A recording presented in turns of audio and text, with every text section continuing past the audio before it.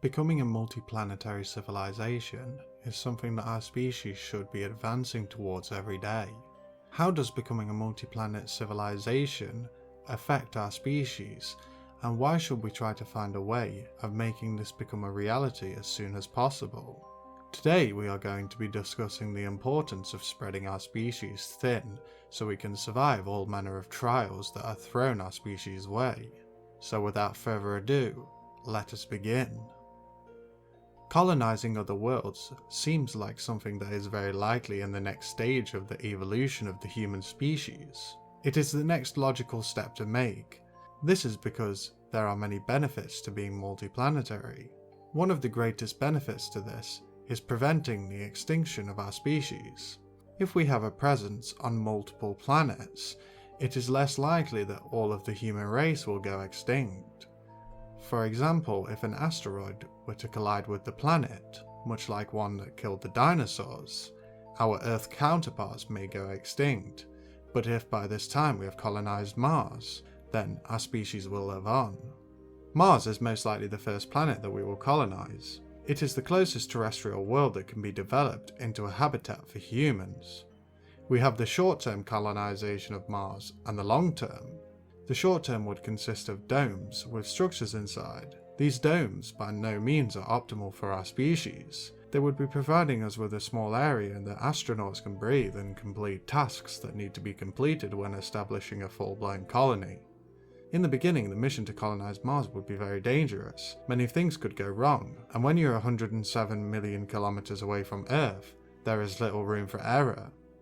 Any error would likely mean the death of the early inhabitants of Mars, with no help being able to arrive for 7 months. Colonizing Mars will be a difficult task to accomplish, and should be heavily planned out before any steps are taken to make the colonization of Mars a reality. Over time we would attempt to warm Mars and acclimatize the planet for humans to live on, as a sort of second Earth. This would involve creating an ecosystem that is optimal for human life. This would take an extremely long time. We are seeing ourselves moving on a trajectory towards super intelligent AI and advanced robots. With the help of such technology, it would be much easier to terraform other planets and moons. This could all be done without humans ever having to step foot on a planet till the planet is at its most habitable for humans. The more our technology improves, the greater our chances of exploring and colonizing other worlds outside the solar system becomes. The exploration of space is something that is so fascinating to us because we all see the explorers of history, travelling to distant places, and we want this for ourselves. Throughout the whole of time, different societies have attempted to discover the unknown. Not only is it in our best interest for humanity to span out from our planet and attempt to spread our species as far and wide as possible, but it is something that also scratches the itch of wonder in all of us to be explorers and discover new places and be a part of huge historic moments. There are of course downsides to attempting to become a multi-planetary civilization. The main one is that there would likely be many deaths. Out there in space and in environments we are not adapted for, so much can go wrong. If it is Mars we travel to, Martian-born humans would never be able to visit planet Earth as the gravity would be too much for them. We also have to think about how costly it would be. For many years, the Mars colony would be reliant on planet Earth. It is still currently unknown whether a colony on Mars could be self-sufficient or not. We are going to see a huge increase in space missions over the next few decades, first with returning to the Moon, and then jumping to having humans travel to Mars. So it could be possible that we will see the beginnings of a colony on Mars throughout our lifetime. It's very insane to think that we may be sitting here and seeing the beginning of humanity's intergalactic journey across space and time. All I know is that I'm very intrigued to see how this plays out, and how exactly we are going to navigate our way around the enormous task that is terraforming planets and becoming a multi-planetary civilization. What do you think are the positives and negatives of becoming a multi-planetary civilization?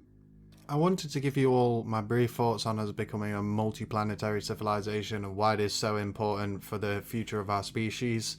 It is 100% the logical next step. This is because we do want to survive as a species long term.